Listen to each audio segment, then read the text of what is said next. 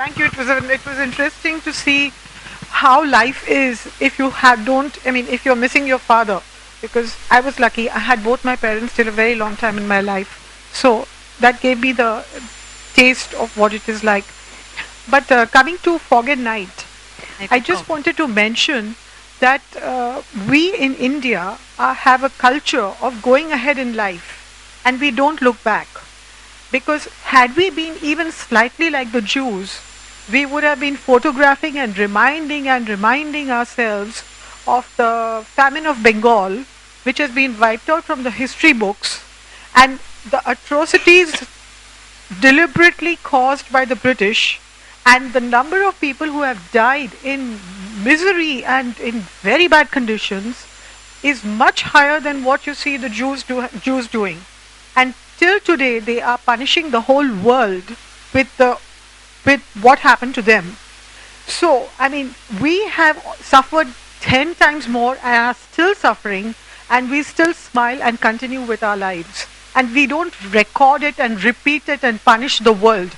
I think India deserves a very big pat on her back, and I think we should be very proud as Indians that we don't do this kind of stuff that these people do.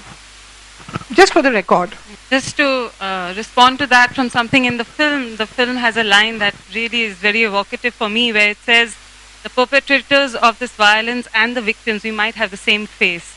It really depends on when and where. So that holds true. I am not sure we are without blood on our hands as well.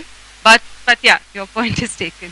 My question to you is really about what prompted you to come out and make such a deeply personal journey, out here in the open. I mean, it was an incredibly unself-consciously made film, and a very evocative experience. So how did you find the courage to come out there and say so? I think for me, there seemed to be something in there in terms of the journey, and that while I might have started with just wanting to get to know my dad, like literally, like days and events kind of thing, that was in the film. And once I was trying to understand it for myself, what does this mean? Like how do you create an image out of nothingness? How do you get to know somebody out of nothingness? Is when it became interesting. And then when I began sharing it with other friends who are also filmmakers, kind of encouraged me and think that perhaps there is where you have a film.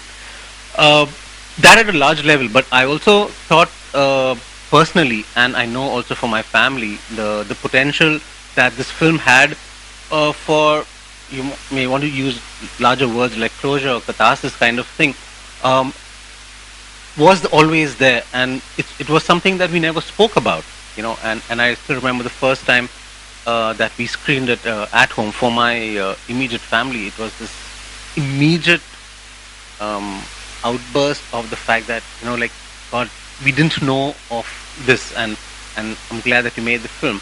So starting from there, and my hope when I decided to open it out really was that while you might be right now involved in my journey, that if you connect and make your own journey, the decision to have opened this out to everybody, to me would really be fulfilled in that sense. I think it's been missing today in today's families, which are smaller and each one for himself. The love and care starting with the parents and the siblings. That's what touched me. Just wanted to say that your mother comes out like a wonderful character. I mean, I'd really like to know what her thoughts were, even deeper. There seems to be a lot that's hidden, perhaps, that she's not sharing. But there are incredible moments where you've held the camera on her face and one can see all that she must have gone through and perhaps tried to bury. I think for me the strongest part of the film really.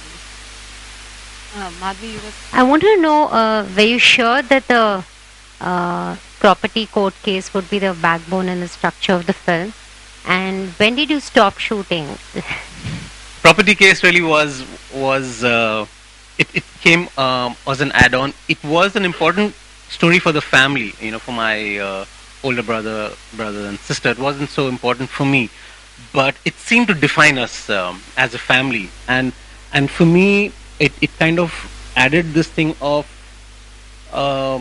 one more marker that I've been deprived of, so to say, and wanting to hold on to something where you have a home, you have a native place, you have a grave to go to, something like that, which I didn't have.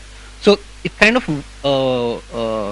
worked in well. It is something that I didn't start with, of bringing in the family property. I mean, but it was a very, very important thing for my family, and the kind of identity that they derived from it, and the strength.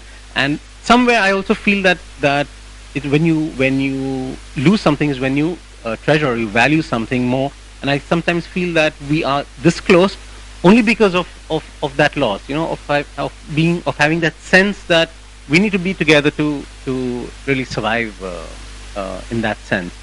But having said that, the second question, I mean, is far tougher and far more complex, where I don't know. It reached a point where I just had to say, like, enough. What I have to stop here now, and then try to make sense of this material, try to put it in a way that it stands alone as a film, and really get on with life. Once feelings started getting overwhelming, is when I decided, like, okay, now stop right here. The realization that it's not, Surbhi was talking, like, can we know enough? Can I get to know somebody who is no longer there? That certain elusiveness of this quest, and that coupled with the realization that it was not so much a quest or search for him as much as it was me trying to understand myself, of where I came from, where I was going, kind of thing. And I would say that at this point in time, with whatever one has learned or grown, this is the kind of film that I'd like to make. I'm sure if I had stayed more, and Rika was there with, and I told him, Rika, whatever it is, after October, you just tell me I'm not available to edit this film anymore. Doesn't matter whatever feedback I may get. I just wanted to, in that sense, really, literally lay to rest and get on with life. Is what the stuff that you saw with my uncle in the cycle rickshaw in Pune, in Goa, where he takes me to the old house, was shot in 2002. So we're looking at about 10 years. But not that I shot all those 10 years. There were some times that I shot. There was often times that I just abandoned because I just wasn't ready. I didn't know what to do with the material. I even started editing it 3 years ago, stopped, went back to it from last August, and then just decided to finish it. In whatever the outcome was, I was going to be okay about it. I think each of us in our own way tried to tell you this is really the key. But you steadfastly, in a sense, for me, I realized today that you were actually creating your family album, and it was not about the story that would reach out to X, Y, or Z. It was about sort of actually going in and completing that album, which has its own logic of its own, which can never be spelt out. And in that kind of closing in is actually when it opens out, and each one is able to connect to it very, very differently. Because I know all of us have gone at you and said, don't put this and put that in, and there have been so many of us over these 10 years. So really for me, the film finally coming together, I realized, my God, it is a very, very private space, which in a sense we have the privilege of entering and taking what we can, or the meaning that we can make. It cannot be about the story that would sort of reach out to a wider audience always. I think that really was quite remarkable for me. That silent costume, she refused to divulge the information. I mean, it was really cute. I've seen the final cut only once, but through your rushes, there were so many details that I kept going into that took me totally away from your main narrative. And I think that remains for me the texture of documentaries that open up very different ways of looking, seeing, understanding is, I think, really for me the most precious experience of watching films like this, and particularly this one. Thanks everyone. And thanks Ruby.